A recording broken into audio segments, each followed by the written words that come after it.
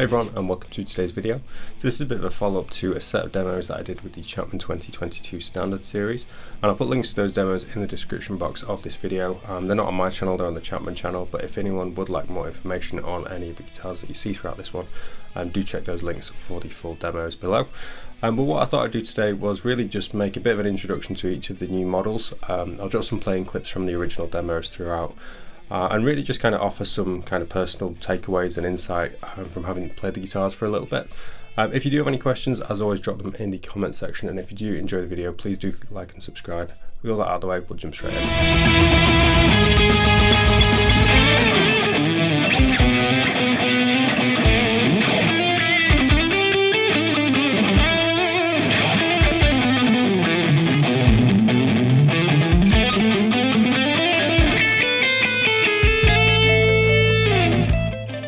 So first up, I thought we'd talk about the ML1 X. This was a guitar that I felt most at home on right out the bat. It's got a spec set that I'm probably most familiar with, or compared to the guitars I typically play.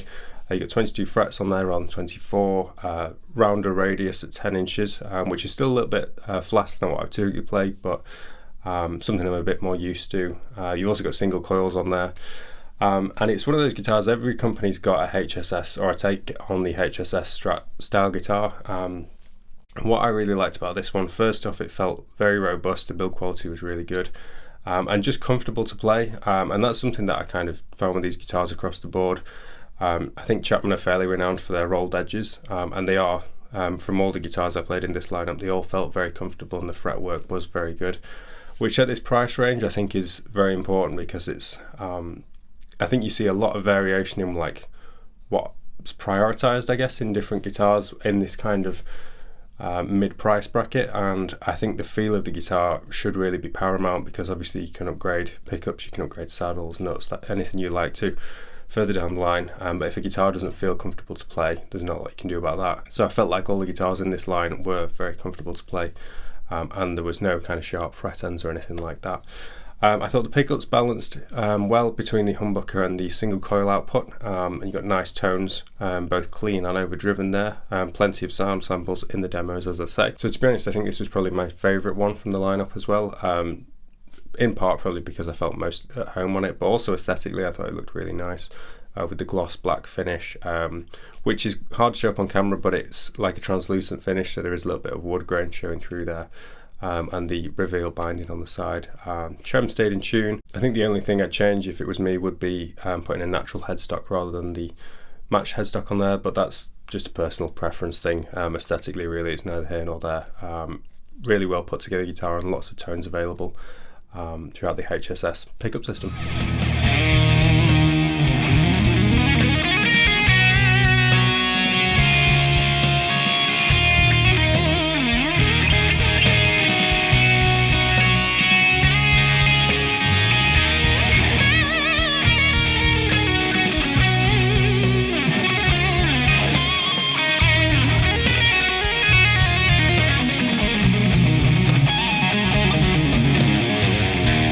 I was actually quite surprised with the ML2. On a personal level, typically I'm not usually a big fan of single cuts, kind of where they feel like they sit, but also most single cuts tend to have shorter scale lengths. I generally tend to prefer longer scale lengths, which this guitar does have. Its full 25.5 inches, so not like your typical Les Paul shorter scale.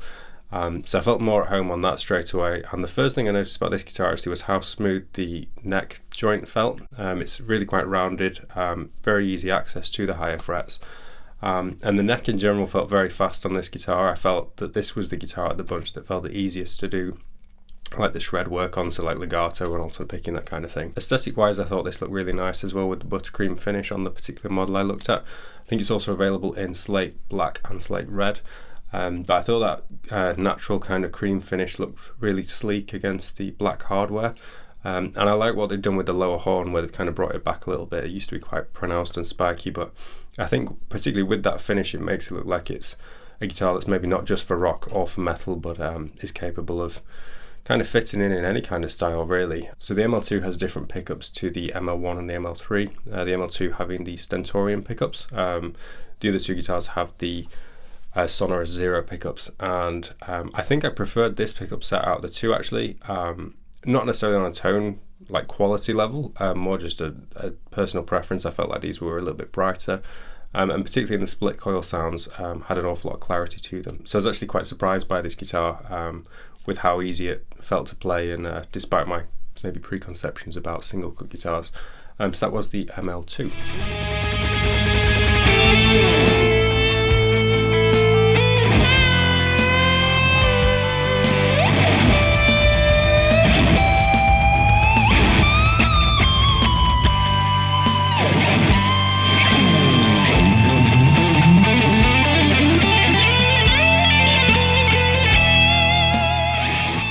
So I'm going to put the ML1 Modern and the ML3 Modern in the same category, as they are almost identical. The only notable difference really, obviously apart from the body shape, being that the neck on the ML3 is ever so slightly thicker by like 0.5 of a millimeter.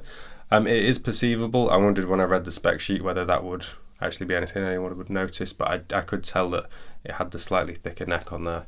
But as I say, it's almost no difference. So if you were looking at these two guitars, I would basically make the choice on whichever one you like the look of the most. They've both got the Chapman Sonorous Zero pickups, both 24 frets. I think between the two, my personal preference was the ML3, purely for the body shape. As I say, in all other regards, they sound almost identical, I would say. I felt both guitars had good build quality, again, for their respective price points. Very comfortable to play, no kind of sharp fret ends. We've got the nice rolled edges. Maxar ebony fretboard, jumbo nickel frets. Those specs are across the board on all the standard series lineup. The ML3 comes in, you've got, let me get this right, black, red and green, and the ML1 comes in blue, red and black. So slight colour difference, all three in satin finishes on both models, and they've both got the Chapman Sonorous Zero humbuckers, which I thought sounded good. And also they had good split coil tones as well. It's something I mentioned on the ML2, both sets of pickups having usable split coil tones, which I think is rewinding 5-10 years ago. I think manufacturers sometimes advertise a guitar having split coil tones almost as a way of being a tick box to say, oh, we've got this split coil feature.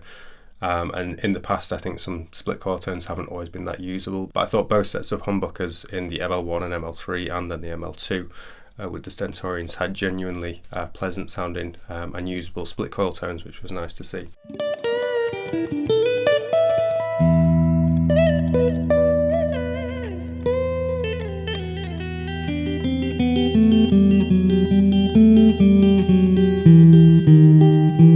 As I say, I'd pick the ML3, but if you're looking at these two guitars, I would make a decision based on which shape floats your boat more, really.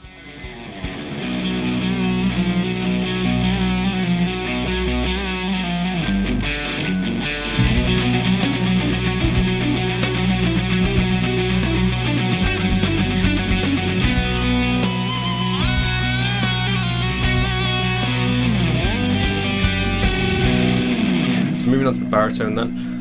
This was the first baritone, not the first baritone I played, but the first baritone in a more kind of modern design that I've played. So I played traditional styles like Hagströms and Eastwoods and Dan Electros, that kind of thing before, which are more traditionally used, I guess, as like in country music or maybe like rockabilly, Americana, that kind of thing. Whereas this was the first I played that's designed to be played in a more kind of modern capacity with more modern techniques and more modern tones, I guess.